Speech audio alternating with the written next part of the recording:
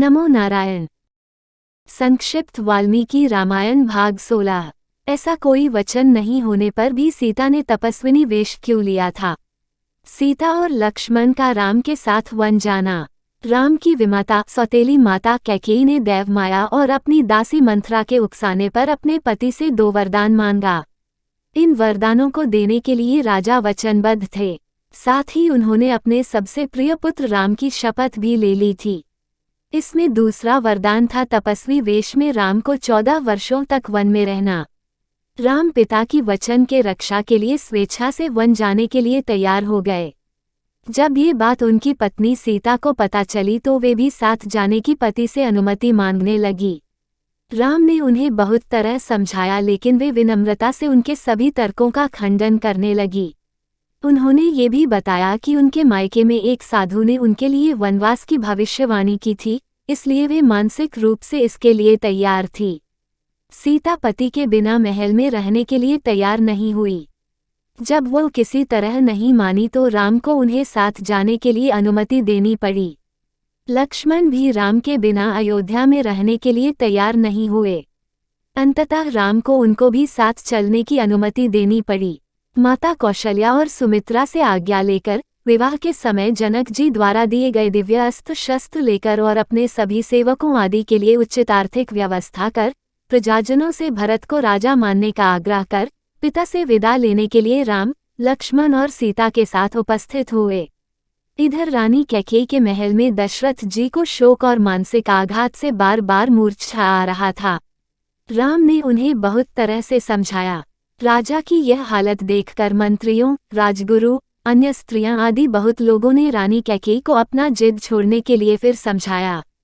कटु वचन भी बोले, लेकिन वह अडिग रही। दशरथ द्वारा राम के साथ खजाना और सेना भेजने का आदेश और राम का इसे साथ लेने से अस्वीकार करना। इस पर राजा ने अगर राम वन में जाते तो उनके साथ सेना और खजाना भी भेजने का आदेश दिया, जिससे उन्हें वन में किसी प्रकार का कष्ट न हो।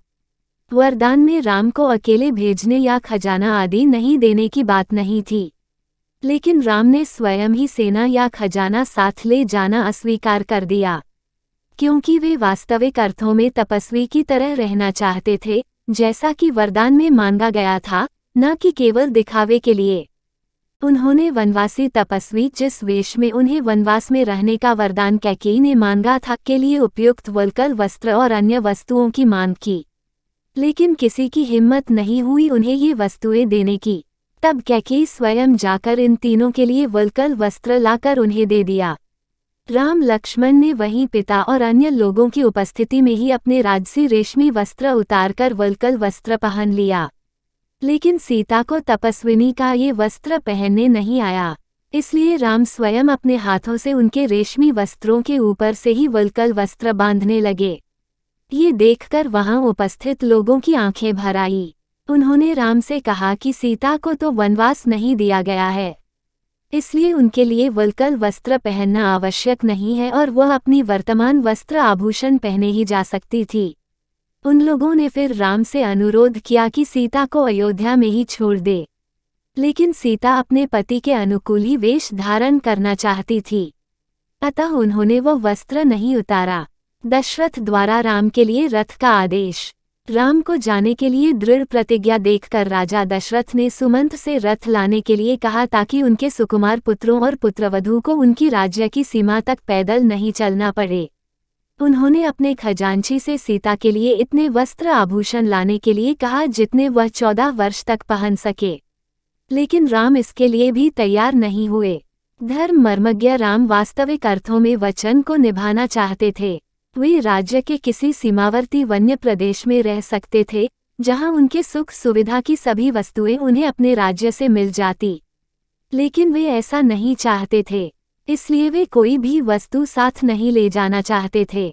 लक्ष्मण और सीता भी उनके अनुरूप भी रहना चाहते थे, इसलिए इन दोनों ने भी तपस्वी का वेश और वैसा ही कठोर जीवन वनवास के दौरान बनाए रखा।